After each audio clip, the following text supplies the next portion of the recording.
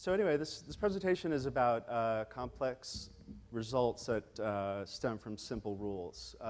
These simple rules occur in nature, and they also occur in mathematics. So it's sort of a combination of the area where math and nature overlap. And a lot of the examples that I'm going to be showing are fairly simple. They're not intended to be sort of fleshed out ideas. They're more just the kind of general idea which you could take and then build on and look further into.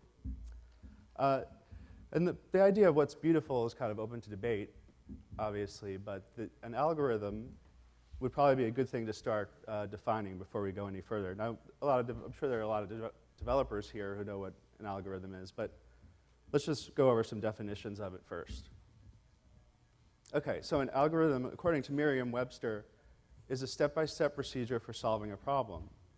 According to Wikipedia, it is a formal type of effective method in which a list of well-defined instructions for completing a task, when given in an initial state, proceed through a well-defined series of successive states, eventually terminating in an end state. Okay, so using that, we can make an algorithm for a peanut butter and jelly sandwich. So the steps are spread peanut butter on one side of a slice of bread, spread jelly on the other slice of bread, put the slices of bread together and eat. Or you could give it to somebody too, but step 4 is sort of optional. Okay, so we have our bread. All right, here's step 2. We've put the peanut butter and jelly on the bread. And now we're going to put them together. Oh, whoops. That's not the right way. Oh, a little closer. Getting there. Okay, so this is the right way you make a peanut butter and jelly sandwich. So obviously there's something wrong with our step 3. Put slices of bread together. We need a little bit more information. So step 3 would be put the slices of bread together, making sure the sides of the bread with the peanut butter and jelly are aligned and facing one another. Or you could say with the short side parallel to this other short side and long side parallel to the other long side. So that's basically an algorithm. It's just a series of specific steps. And you'd usually be doing that when you're programming, but you come across it all the time in nature, and you may not necessarily see or be aware of what's going on when you look at, say, plants, flowers, seashells. So the first algorithm I'm going to talk about is something that's very familiar, very simple, but extremely, extremely common. And it's interesting how often it occurs. I'm calling it scale, rotate, translate, duplicate. Scaling an object means just changing its size. Rotating is rotating. Translate means changing its x, y coordinates. And then duplicating it is obviously a copy of it.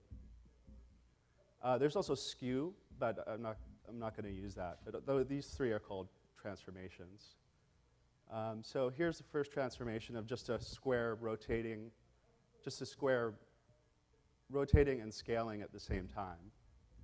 Can you see that? If you want to follow along, by the way, this is on my non-site, cove.org.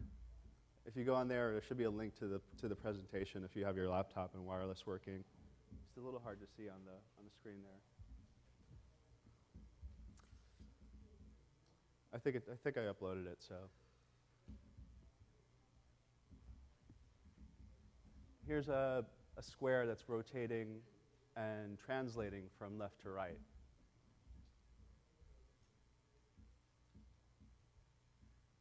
And finally, here's one with all 3, a rectangle that's scaling, translating, and what else is it doing? Rotating, thank you. That was the other one.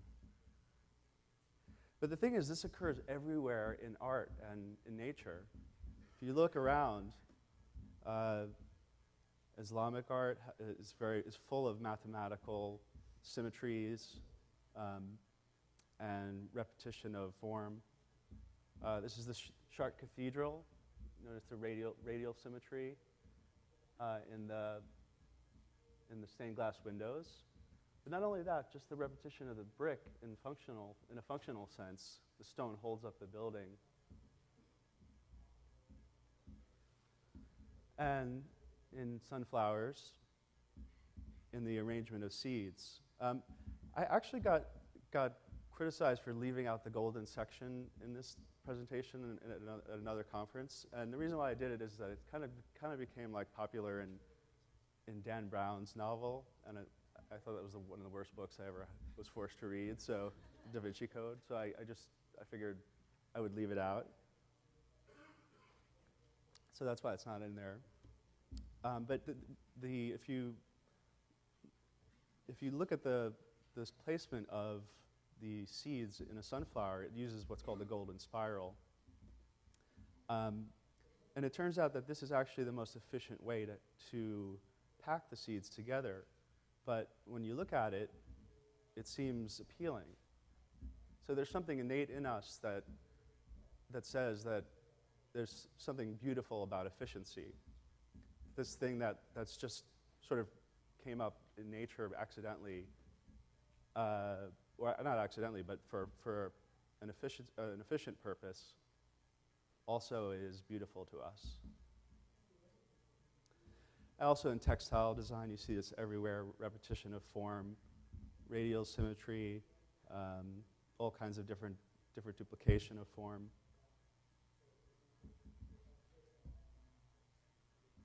Corn. The arrangement of spikes on a cactus. In mandalas, in dharmic art.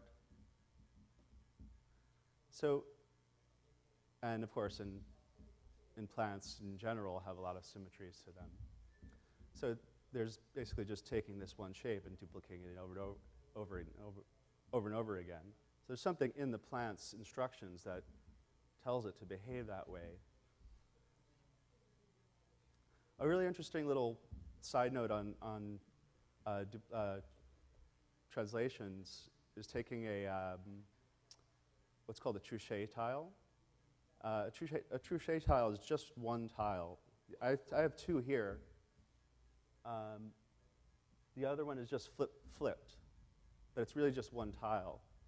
But if you let it draw out and you place it randomly, you get this very complex pattern. So this is just one shape that's being randomly flipped in two states. And it's used for terrain generation sometimes and stuff like that.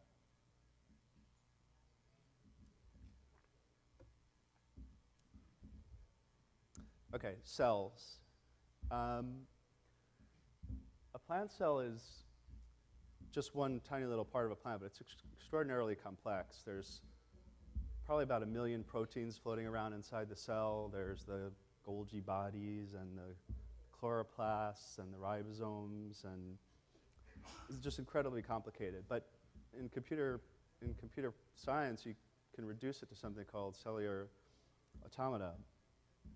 It's just this, anybody who's been through a CS program has probably done this. But it's an interesting thing to consider because it's such a simple system, and you'll see it generates some pretty complex results. So what you have is a grid, and the cell is either dead or alive. So in this diagram, the blue cell is alive. The cell next to it is dark. It's not living.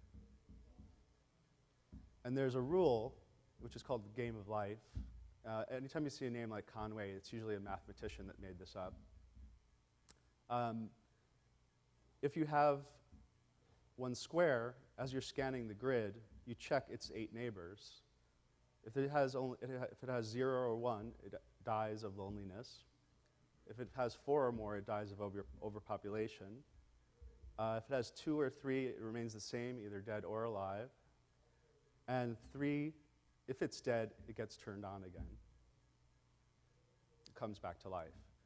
So if we start with an arrangement like this and run it, you get this stable pattern. It never actually changes, it just keeps going on and on. but a slightly different arrangement will run for a little bit and then die off. So now I'm going to just take a little detour into what the biological definitions of life are very quickly. Not to make you feel like you're in, Bio 101 again, but so there's homeostasis, which is the regulation of the internal environment to maintain a constant state. There's organization, being structurally composed of one or more cells. There's metabolism, the consumption of energy. There's growth. An organism increases in size of all its parts rather than accumulating matter. Adaptation, response to stimuli, reproduction. So those 7 attributes sort of qualify what life is. So far we haven't really seen anything except maybe organization, being structurally composed of one or more cells. But there are simple arrangements that sort of do behave in a lifelike way. That's called the glider. So now we have some response to stimuli. And this is called a fish.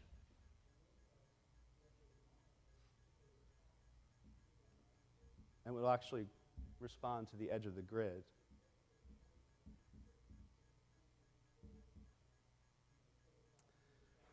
And finally, there's this thing called Gosper's glider gun. Gosper is a mathematician at MIT. Came up with this arrangement, which looks kind of really random, but when you run it, it sort of starts to produce little offspring.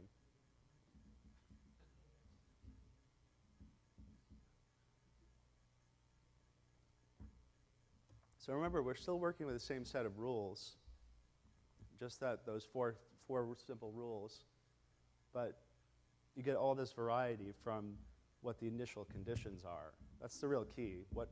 How did it start out? What was the initial setup? In each case, the system ran the same way. It was just what were the initial variables. And this was taken to the fullest extent with Stephen Wolfram's book, A New Kind of Science, where he theorized that the whole universe works this way. But he came up with an even simpler system where the life of the cell only depends on its top 3 neighbors. And there are 8 possible states of the top 3 neighbors. There's all of them off, all of them on, 2 left, 2 right, etc. So what you do is you make up rule sets based on those arrangements. So for example, let's say Rule 30 says that if the top neighbor on the left is on, but the other 2 are off, you turn on the one below it. And also if the top 2 right are on, you turn the one on below it, and so on.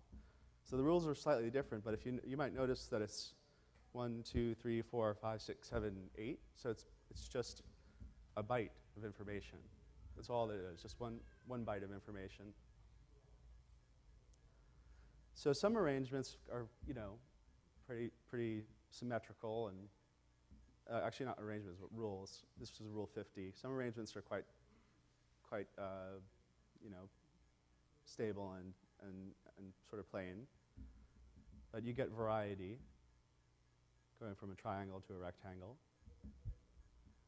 Some get more complex. Again, same system. And then you get also randomness.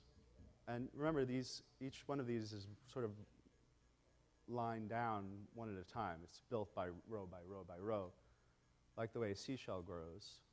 And you actually see that pattern in some seashells. So there's an algorithm in this organism's DNA that actually says, put pigment out in this way as it grows, line by line, or as the spiral of the shell grows out. And you see it in also other different shells, kind of similar type of patterning. Voronoi diagrams are kind of cool. Basically, it's a way of placing points and getting a line equidistant between those 2 points. So wherever you have a point, there's a line that's exactly equidistant between those 2 points. So it's a way. So sometimes it's actually used to place telephone antennas to make sure the coverage is right. But you also sort of get like a cell-like structure. And when the nucleus of the cell is arranged in that order, you start getting what looks like cell bodies, a group of cells. So nature always, again, tries to go for that efficiency. So it's sort of always working out the best way to arrange things. Like the seed pod.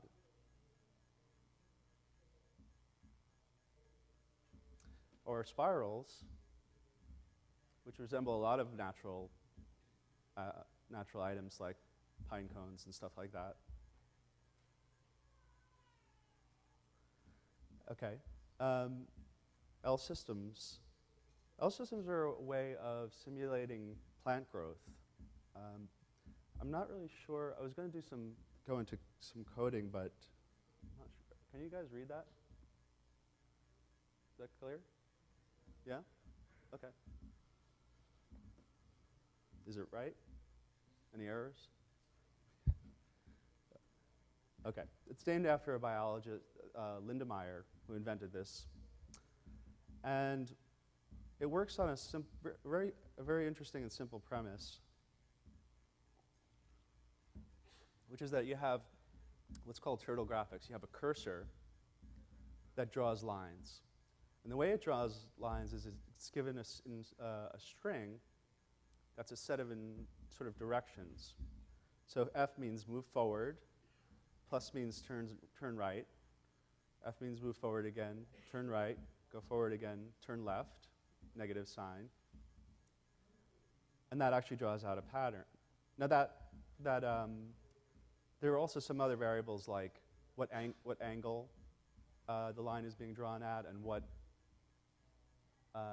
the length of the line is, and the starting angle. So what you get is a way of manipulating this cursor through a language. The next step is you have rule substitution. So you start with, let's say your initial state is F, and every time you have an F, you replace it with this. And then you run that a number of times, a number of iterations. So you get this giant string, which is sort of like the full instruction set for this thing that the L system is going to draw. So really, it's not, so you really just start out with something like this, but the system builds it into a really long string, but it's actually very compact. It's another kind of simple initial state that's run through a system and has a huge amount of variety to it. So let me run this one. Oh, and also let me just say that there's also brackets. So let me explain what the brackets are. That means that you store the state in a stack, and then the other bracket is you pop the state back in. So we start with F, and every time you have F, you replace it with this. And then there's the initial starting position, and the angle, and the number of iterations. So let's take a look at what this looks like. Okay. Now, the thing is, if I change the length of the line, let's say to 10, let me just run it. So we get the same thing, it's just smaller because the line length is smaller. But since we made room for it now, we can run it another iteration of it.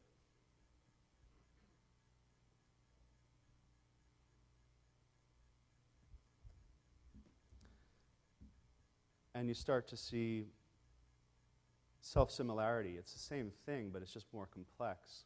Each part resembles the whole. if you go to one iteration, it's just like one little tiny piece sort of at the top here. Let me just do that.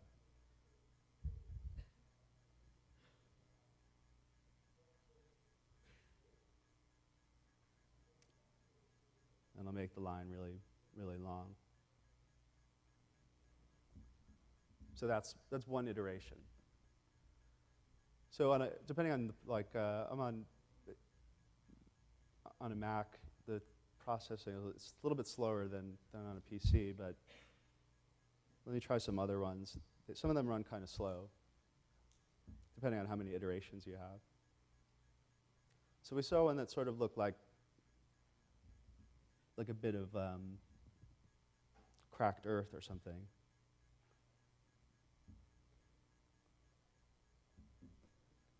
Sorry, I can barely see this, my screen over here. Okay, so here's another one. No, there isn't.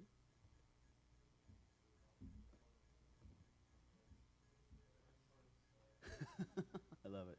Room full of programmers. What's that? Thank you. Okay, so here's another one that looks very plant-like.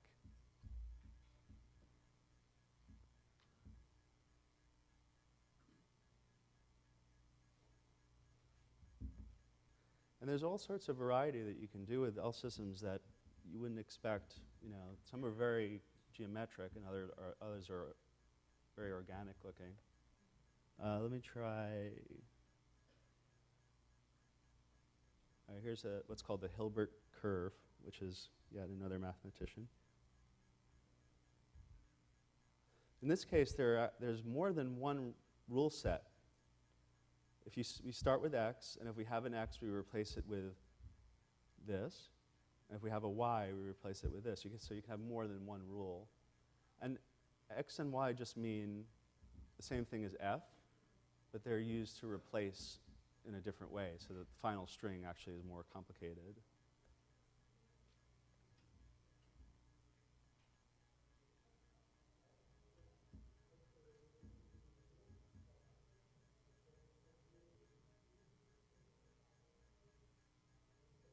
So this will just go on and fill the whole screen, but it doesn't have an organic quality.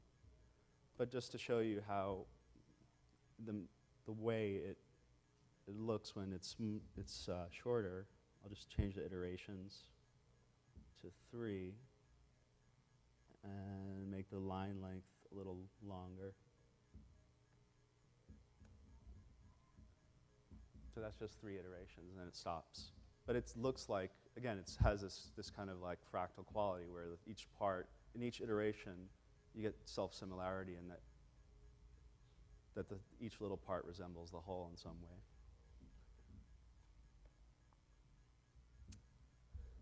And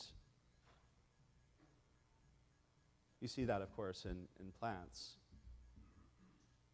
If you go to the algorithmic botany lab, if you Google that, there's some pretty amazing stuff that they're doing with the guy who actually invented L systems still works there, I think. And it's actually a great thing to know because you could simulate plants and it's quite like, it's good. You could do it in 3D too. Let me show you. This is the Hilbert cube in 3D.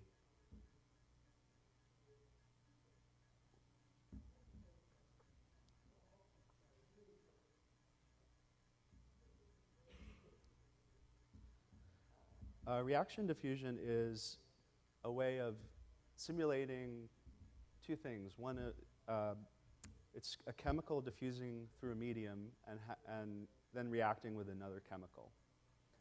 So it's a mathematical simulation of that.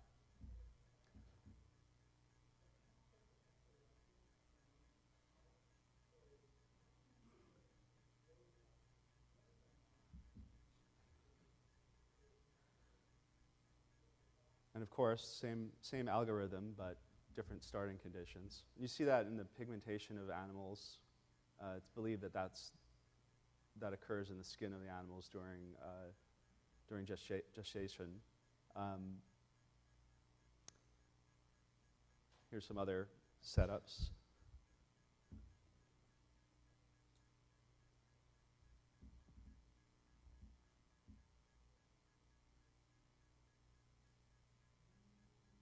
Now you can see that the chemicals are diffusing. When they start to come together, they react differently.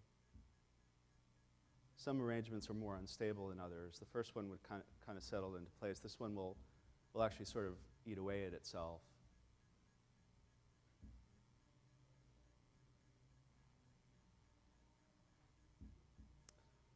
And just another one for variety.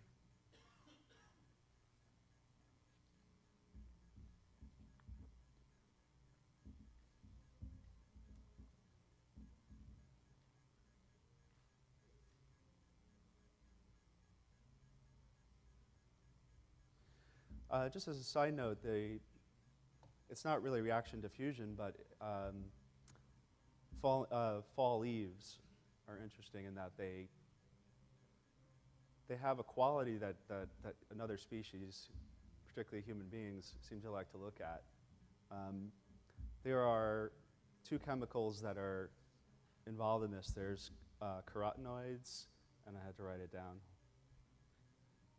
Anthocyanins, that's right. Okay. So the anthocyanins come in during the fall, and they're responsible for mostly the dark reddish pigment. The carotenoids are there all the time, but during the summer when the leaf is growing, there's chlorophyll, and that covers up the other colors, so the leaf looks green.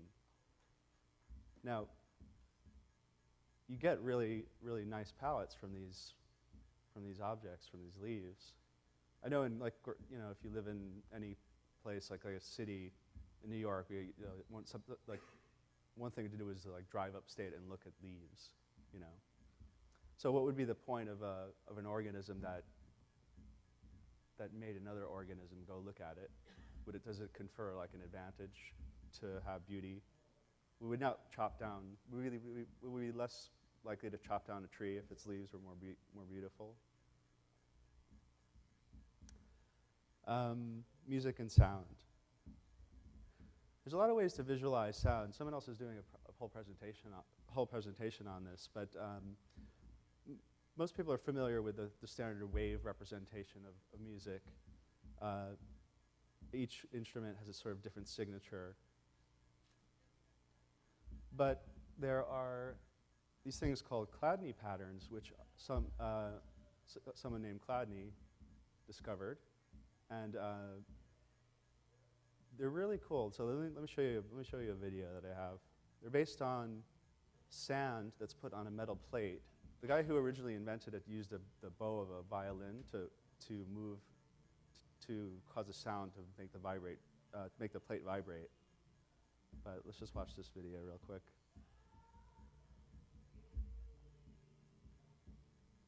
If it will work. Okay.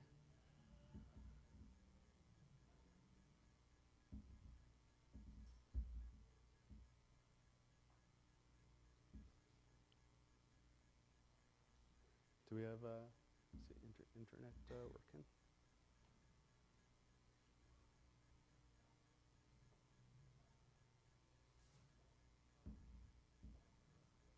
No, it's not. All right, I'll let that load in the background, if it does. Anyway, so where was I? So the Chladni patterns are basically sand on a metal plate, and they have all these different arrangements. And the more high-pitched the sound is, the more complex the pattern gets. A harmonograph is another cool thing for visualizing sound. It's an actual machine, and you can move the pendulum and the base plate to get what would be a visual representation of harmonic motion. So here's a really simple example of what would be a pendulum swinging back and forth and creating a pattern. But you can simulate much more complex shapes with it. And if you play an instrument, you know that there are intervals, and each interval has if you set up the harmonograph a certain way, you get, if you set it up with two variables based on the interval, you get a visual representation of that. And there are more complicated arrangements, like this is a representation of a three-part chord. So what you're seeing is a chord or a sound decaying over time.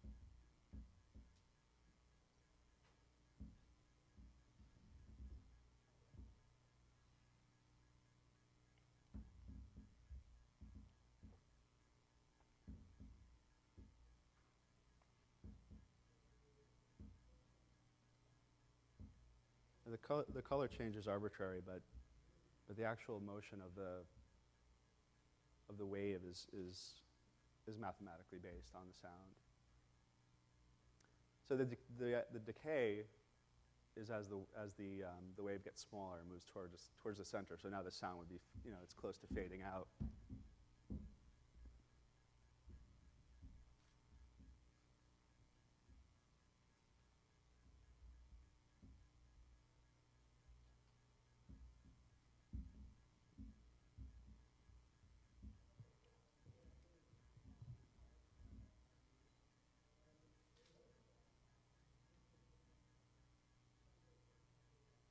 So finally, when it gets to the center, it's quiet.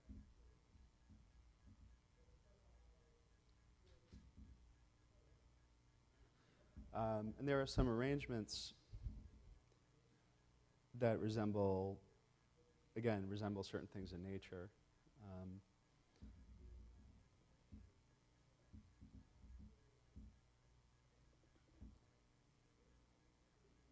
There's a great book by Anthony Ashton about harmonographs. If you want to check it out, it's really good to.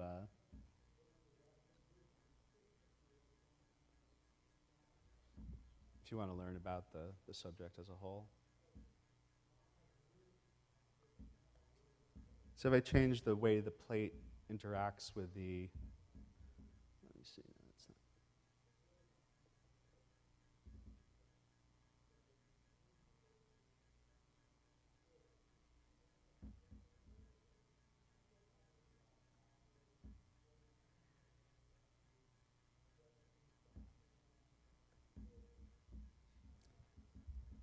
So if you change the way the bottom plate interacts with the pendulum, you get patterns that are, completely different. And again, it's not really clear if it actually applies to a starfish or not, but there are symmetries in these creatures that are probably programmed in their DNA. That have to be. A little bit of fractals. There's the Lorentz attractor. It's interesting because it has sort of like a butterfly shape. It's an example of a system that's both chaotic and stable at the same time.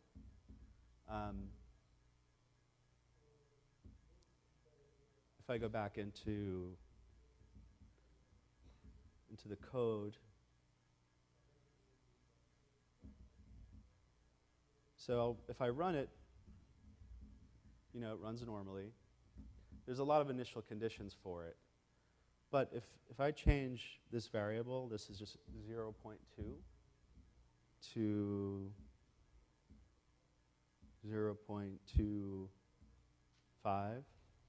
just a really, really slight change, the system completely collapses. So it's very fragile.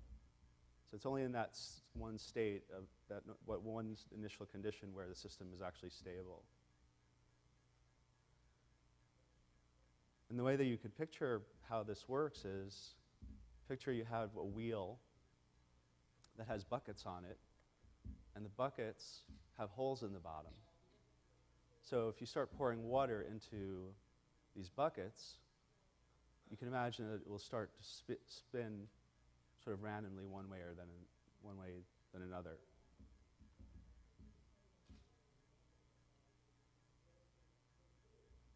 And it also has some sort of parallel with the butterfly effect, where, if the butterfly flaps its wings in South America, there's a hurricane, and on the other side of the country, and other variations on that theme. Like Ray Bradbury has a story where somebody goes back in time and steps on a butterfly, and when he comes back, the entire world's different.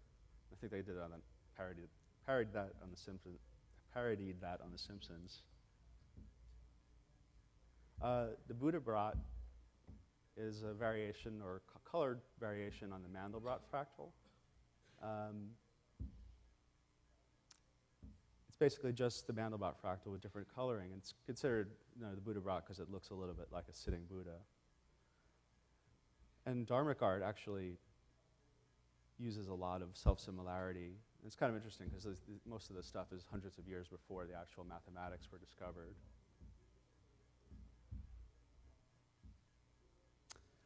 And then in closing, so there's this quote by Matisse: "No two leaves of a fig tree are exactly alike. They are all shaped differently, yet each one shouts fig tree." So that's sort of what I guess I've been trying to get across, is that there are these systems and the slight variations change them, but they're still the same. They're like the fig leaves. They're all slightly different, but each one is a fig leaf. You can tell it right away. And then just as a sort of alternative view, this quote from the Tao: "When people see some things as beautiful, other things become ugly." So, for instance, the opium poppy, when it's in bloom, it's really a beautiful flower, and of course people have sort of lusted after it for its enjoyable effects for thousands of years. But it also has a dark side, which is the horrors of addiction. What animal would you eat? Both, or none? Depends on where in the world you are. Some places you wouldn't find dog on a menu in North America, but you might find it somewhere else in the world. And pig is considered, some people love pork and some people can't eat pork. But is it based on aesthetics? And finally, the thing that we're all comprehending this with is not necessarily so beautiful. It's kind of amazing to think of this sort of like, if you didn't know what this was and you saw it on the street, you might kind of walk away from it.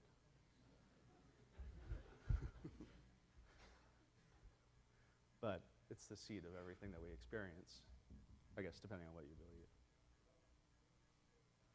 So if you have any questions or comments, I'm currently the Director of Technology at Wieden & Kennedy in New York, and you can email me at that address below. And that is my presentation.